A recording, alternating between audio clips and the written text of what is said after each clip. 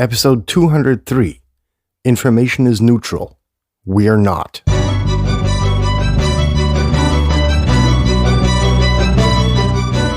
You're listening to the very best podcast in the world on health, wealth, and happiness. Please remember to leave a review and share with all your friends and family. And here is your host, Lars Hilser.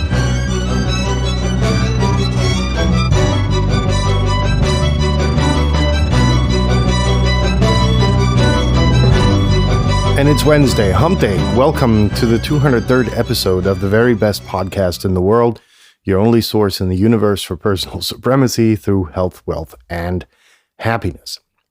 Now, today's episode is rather interesting because it couldn't fit the times that we're living through any better. In that information in itself has a beautiful neutrality to it. It's factual. It's down to the point, depending on how it's reported. But most importantly, it gets bent by our personal perception. And that's what I wanted to briefly go through based upon a discussion that I had with a friend most recently. And it took me back to a situation where I had to work with an egomaniac, which was totally interesting. And I gave that person a piece of information, which was, very, very, very factual, down to the point, well researched, and cited and quoted and whatnot. And this person couldn't wrap their head around it just because it wouldn't fit their worldview. But before we get started, brief housekeeping chores as every day. Views are my own, yada, yada.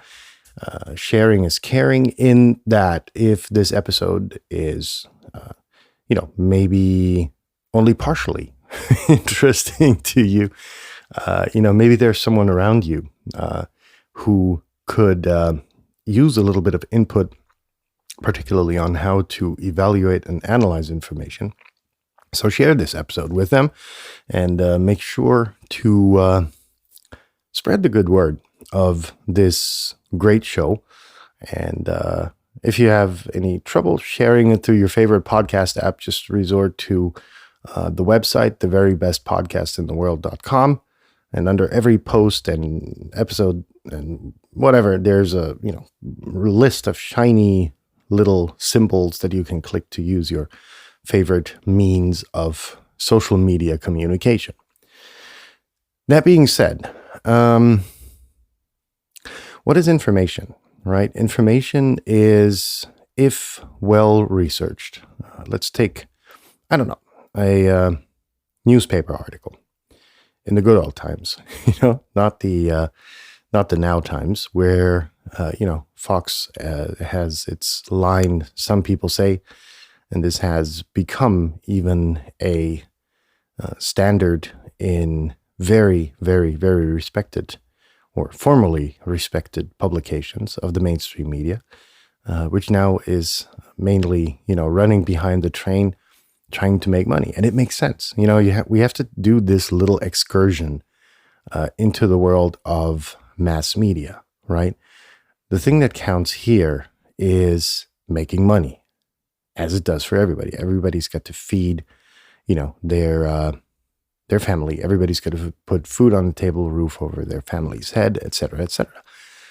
But what we have to look at is that these dinosaurs of the media age never have caught on to the internet.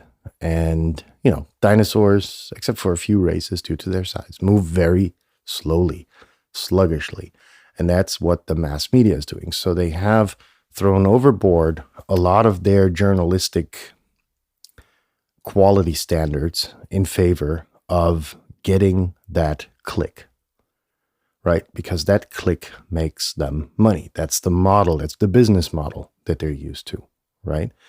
Years ago, I spoke to a ton of publishers, not only in Germany, but in all of Europe and even the United States and told them that one of their main issues was the paywall, right? You read an article in, let's say, NYT, the New York Times website, and they want you to sign up for a monthly subscription, which makes sense.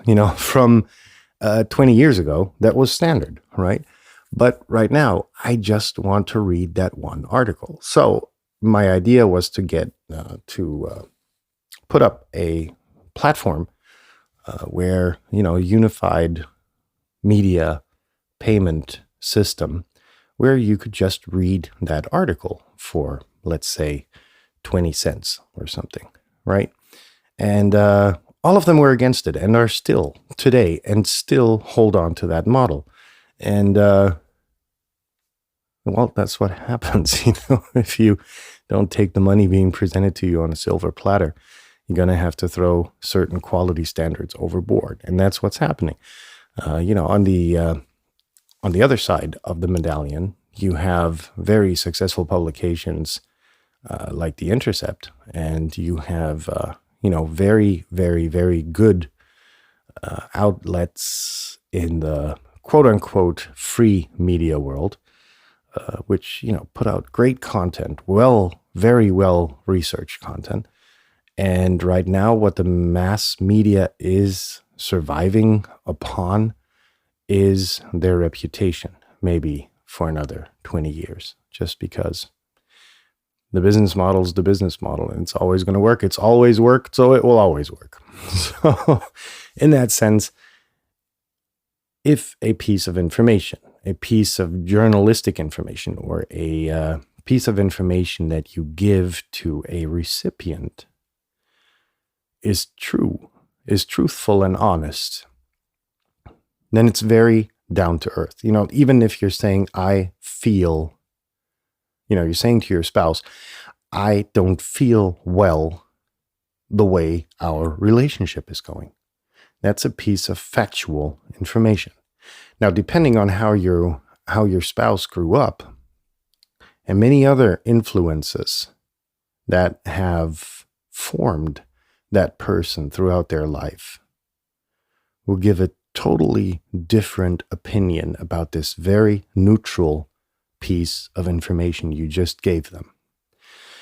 And this is true for pretty much anything else. So what are the factors that influence our perception of an otherwise neutral piece of information, right? Let's stick with this example of this discussion between spouse and spouse. Is there a spouser? I don't know. Anyhow, so what we often don't take into account when we communicate something is the circumstances of our recipient, right? So, for instance, past experiences. Let's stick with this married couple example, right? You say, you don't feel well in how this relation. Now, your spouse may have been subject to, their parents having split up early in their childhood or having had fights. You don't know the entirety of their life. You know large quantities of it, but you don't know it entirely.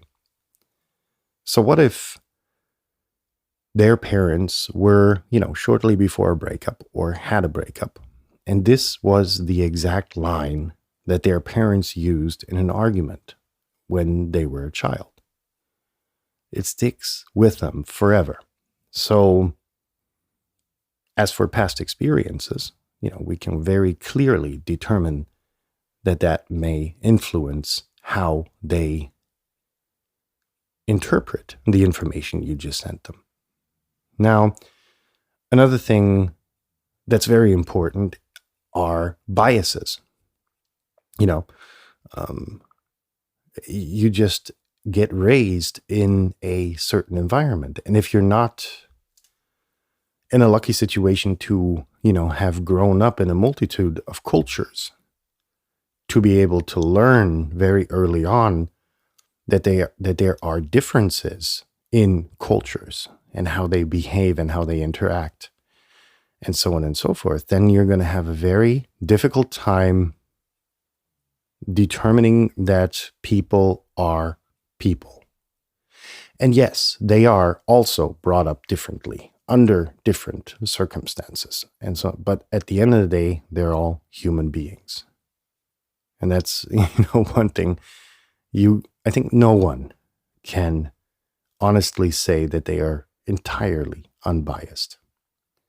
The mindset is another very important factor that influences whether or not we can treat a piece of information as neutral, right?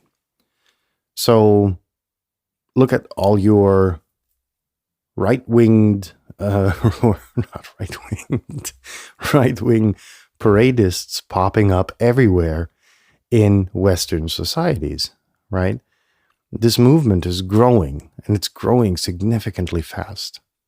And the mindset for some wasn't there a decade ago, right? But now that all of the world mainly is moving into that one direction, and then we have the influence of social media algorithms steering them and confirming for them that their worldview, that their mindset is correct.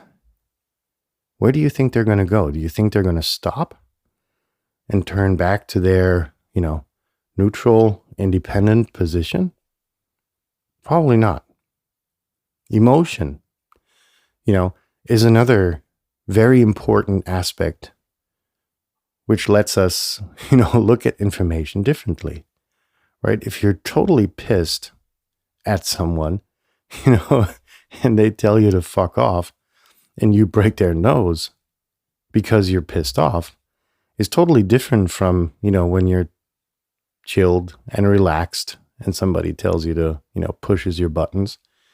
You're probably going to ignore it, right? So mood of the day, for instance, while we're speaking of emotions, is another insanely important thing which influences information for you, right? Did you get up early? Did you get enough sleep? Is your diet okay? That's something which for me personally is just insanely important.